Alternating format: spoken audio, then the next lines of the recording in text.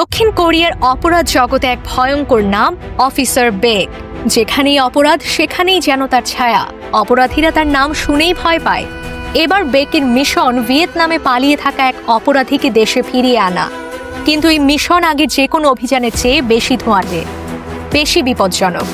2 বছর আগে কোরিয়ার এক সোনার দোকানে ঘটে চাঞ্চল্যকর ডাকাতি। সেই ঘটনার পেছনে থাকা চক্রের এক সদস্য আচমকা আত্মসমর্পণ করে ভিয়েতনামে। বন্দি প্রত্যার্পণ চুক্তির আওতায় বেক যায় তাকে আনতে।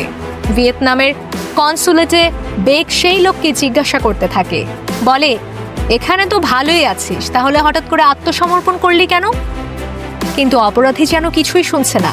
চোখ মুখে উদাসীনতা, এক হাতে বার্গার চিবোতে চিবোতে কেমন যেন ঠোঁটে হাসি।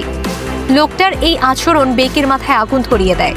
তার বস ক্যামেরাগুলো ঢেকে দেয়। আর তখনই শুরু হয় বেকের সেই বিখ্যাত remand style shocking sound torture. টেবিলে মাথা ঠেকিয়ে কানের পাশে জোরে জোরে অদ্ভুত শব্দ করতে থাকে বেক।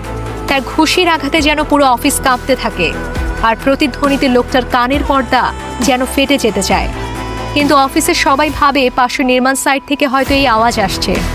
অবশেষে ভয়ে অপরাধী স্বীকার করে ফেলে তার গ্যাং মেম্বাররা কোথায় আছে।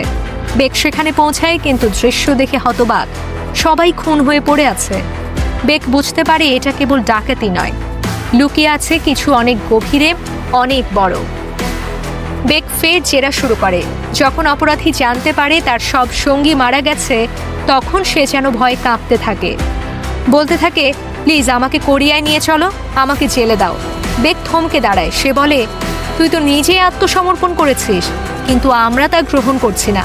তুই যা, পালিয়ে যা, কোরিয়ায় তোর জন্য জায়গা নেই। কিন্তু অপরাধী তখন মরিয়া। না না, আমাকে ফিরিয়ে নাও, আমি জেল চাই, আমাকে কোরিয়ায় নিয়ে যাও প্লিজ। এই লোকটা কি কাউকে ভয় পাচ্ছে, নাকি তার এই আত্মসমর্পণ কোনো ফাঁদ? তবে কি এর পেছনে লুকিয়ে আছে আরো বড় কোনো চক্র? আপনার মতে এই অপরাধী কেন এত মরিয়া হয়ে জেলে যেতে চাইছে? কমেন্টে জানিয়ে দিন। আর পরবর্তী পর্ব দেখতে এখনই চ্যানেলটি সাবস্ক্রাইব করুন। 베트남에서 강해상이라는 새끼를 만나서 저희가 사람을 납치했어요.